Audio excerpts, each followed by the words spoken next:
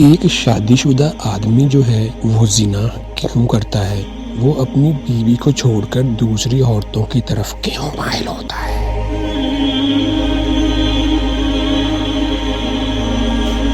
تو آج یہ باتیں آپ کے لیے بہت خاص ہونے والی ہیں۔ خواتین و حضرات، مرد و عورت نے اللہ تبارک و تعالی نے ایک جسمانی ملاپ رکھا ہے۔ مرد کو عورت کی ضرورت ہے اور عورت کو مرد کی ضرورت ہے۔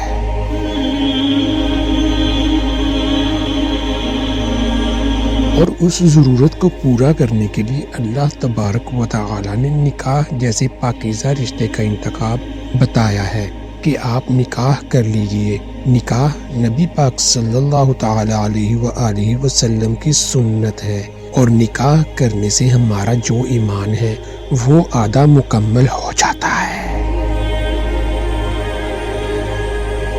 تو نکاح کیجئے اور زنا سے بچیے، کیونکہ زنا جو ہے یہ ایک بہت بڑا گناہ ہے۔ کیونکہ اگر آپ اپنی اس ضرورت کو نکاح کے علاوہ پورا کرتے ہیں تو وہ کام زنا کے زمرے میں آتا ہے۔ کہا جاتا ہے کہ زنا ایک قرض ہے، پاک دامن رہو، تمہاری عورتیں بھی پاک دامن رہیں گی۔ بے شک زنا قرض ہے، اگر تو نے یہ قرض لیا تو ادائیگی تیرے گھر والے ماں، بہن، بیوی یا بیٹی سے ہوگی۔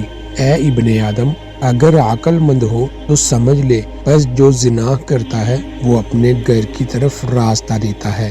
ایک شخص حضرت علی رضی اللہ تعالی عنہ کی خدمت میں حاضر ہوا اور عرض کرنے لگا، اے اللہ کے شیر، میں ایک سوال لے کر آپ کی خدمت میں حاضر ہوا ہوں۔ میں آپ سے یہ پوچھنا چاہتا ہوں کہ میری جو بیوی ہے وہ شادی سے پہلے مجھے جتنی پیاری لگتی تھی، جتنی مجھے وہ حسین لگتی تھی، شادی کے بعد وہ بات نہیں رہی ہے۔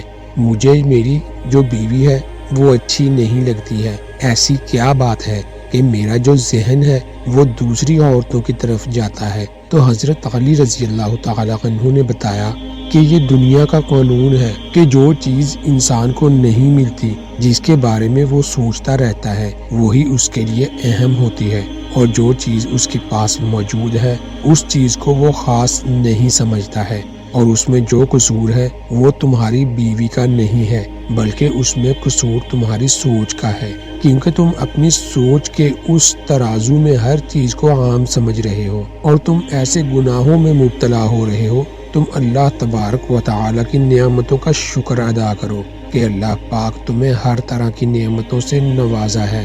جو تمہاری نعمتوں سے محروم ہے، جن کے پاس وہ نعمتیں میسر نہیں ہیں، تو اس شخص نے حضرت علی رضی اللہ تعالی عنہ سے کہا کہ آپ مجھے کوئی ایسا عمل بتائیں، کوئی ایسا بتائیں کہ میری جو بیوی ہے وہ مجھے اچھی لگنا شروع ہو جائے۔